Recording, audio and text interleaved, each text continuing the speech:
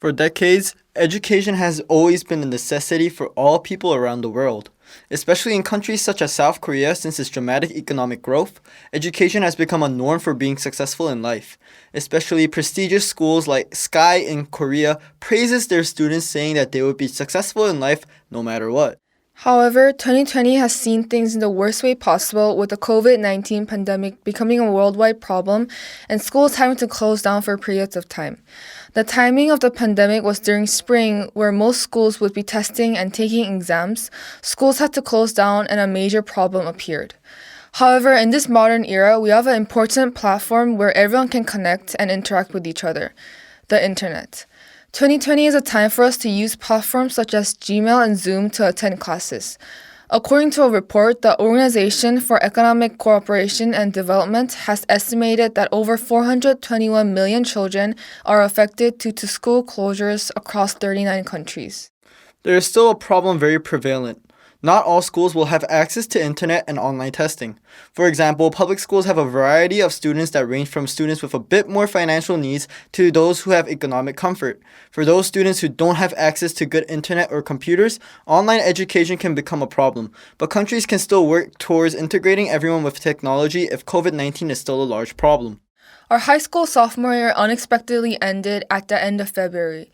Many school events such as sports tournaments, volunteer trips, and prom night were canceled, which brought disappointment among students. Additionally, boarding school and college students had to be sent back to their country of nationality. This allowed us to spend more time to ourselves. However, socializing in person, teaming up on projects, studying together, playing sports, and most importantly, getting first-hand experience in school, especially on labs or tests, was taken away from us. So how will our education change after the post-corona year? By listening to the thoughts and opinions of professional educators, we found three important points that must be considered in the post-corona era. Firstly, the school would no longer need to spend money on expanding the school facility.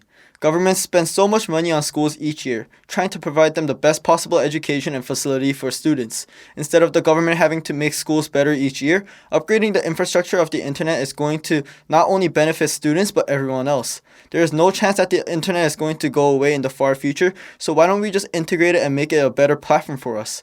However, we are not promoting that schools should go away. There are some things that we cannot count for at home, such as sports, music, socializing with other students, or on-hand experience with tests and labs. For those instances, we should be able to go to school on certain days or times to practice these skills. Secondly, online testing will be upgraded to a point where academic violations such as cheating will be prohibited. With students taking tests at home, it is hard to ignore the increased chances of cheating.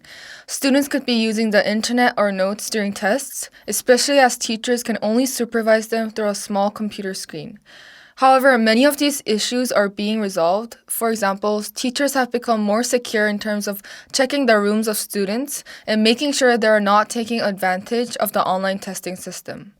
Although this year was the first year that online testing had been used throughout most schools, many feel that minor technical issues were successfully resolved.